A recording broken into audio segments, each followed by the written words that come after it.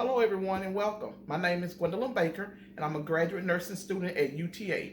I am currently enrolled in the Nursing 5343 Leadership and Healthcare Systems. Today, I'll be giving a presentation on an amazing book titled Walk the Walk, written by Alan Deutschman. Alan Deutschman, a 35-year journalist, is a member on the board of governors of the Society for Advancing Business Editing and Writing. Deutschman also taught food editing in Italy for the University of Studies Abroad Consortium. Since joining the Reynolds School in 2011, he has taught magazine writing and creative new courses. Deutschman has been the Silicon Valley correspondent for Fortune, the senior writer at Fast Company, The Profit Motive, a columnist at GQ, and a contributing editor at Vanity Fair and New York Times Magazine. Deutschman articles have been published in the Wall Street Journal, Wired, Newsweek, the San Francisco, and the Boston Globe. Deutschman has appeared as a commentator for Today's Show and documentaries for CNN, CNBC, Bloomberg TV, and the Discovery Channel. Deutschman is the author of Change or Die, a title of Two Valleys, The Second Coming of Steve Jobs, Steve Jobs Changed Our World, and Walk the Walk. All have been translated in 8 different languages. Deutschman discovered early on that a large majority of persons of leadership focus on words, leadership design, focus on wording instead of leading by example. Deutschman writes with the understanding that the quality of great leaders start with morale, positive and supportive staff engagement, and creativity.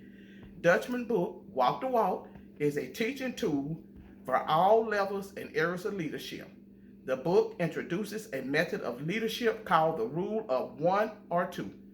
Deutschman expresses the most critical role of a leader is establishing and installing the 1 or 2 rule, most important value of the organization, the group, or movement in order of their importance. Next, the most valued and important step of the rule is to base every company's decision on the 1 or 2 rule, no exceptions. Even when things aren't favorable for the company, follow the rule. The rule of 1 or 2 is designed for leaders to walk the walk, to lead by example, to show their employees that they also share in the struggle. When they feel the struggle, the hardship, we all feel the struggle and hardship. The rule of 1 or 2 build trust, morale, and loyalty between the team, employees, and leaders. The audience Deutschman target are any persons of leadership, educators, military, healthcare leaders. Regardless of the leadership environment, the rule of 1 to 2 has been successfully used by million-dollar companies, politicians, and powerful leaders such as Coca-Cola, FedEx, Martin Luther King Jr., Barrett of Southwest Airlines, just to name a few. All gained respect, trust, and loyalty with their employees, stakeholders, and persons who they led. The rule of 1 or 2, and it encourages leaders to lead by example, to put your money, trust where your mouth is. The book focuses on building strong leadership qualities, facilitating bonds of trust between employees and leaders. The book also focuses on leaders' commitment to what they have determined as important values, what qualities represent them, their employee, and their business. Walk the Walk is an awesome book. It showcases the positivity of leadership using the rule of 1 or 2. Deutschman gives several examples and explanations of historical and non-historical leaders, both past and present leaders, all who used the rule, all who gained loyalty, and dedicated employees. Employees who respected and shared the rule of 1 or 2 vision. Deutschman does a wonderful job discussing powerful leaders and not so powerful leaders, choices of rule 1 or 2 value choices. The shortcomings of the book for me would be the vast number of wealthy corporated lawyers represented in the book, those I mentioned in the presentation, and the listed wealthy leaders that I did not, all who found successful leadership using the rule of 1 or 2.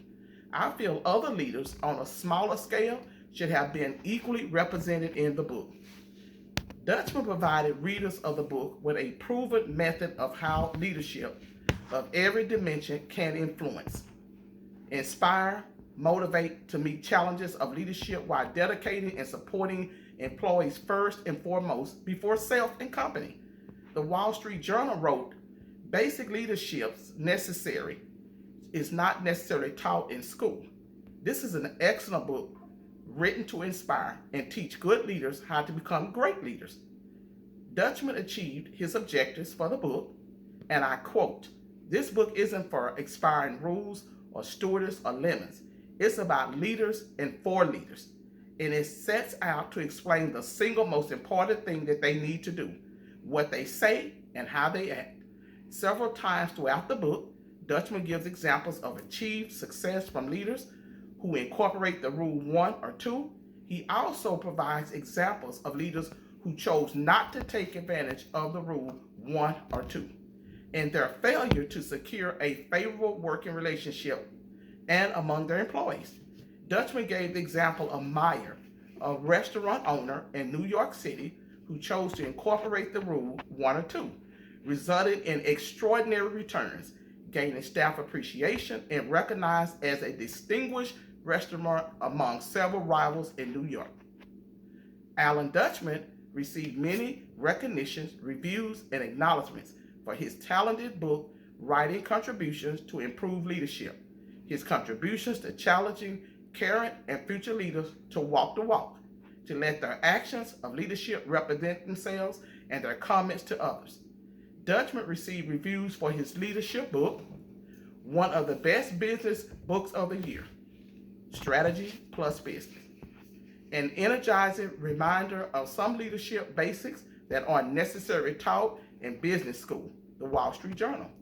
Leaders and aspiring leaders should thank Alan Deutschman for this powerful message. Your words alone mean nothing.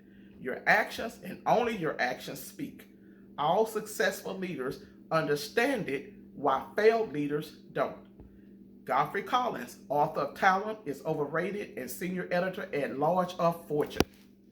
I recommend this book to any present and future leaders of all walks of life, organizations, and businesses. Thank you.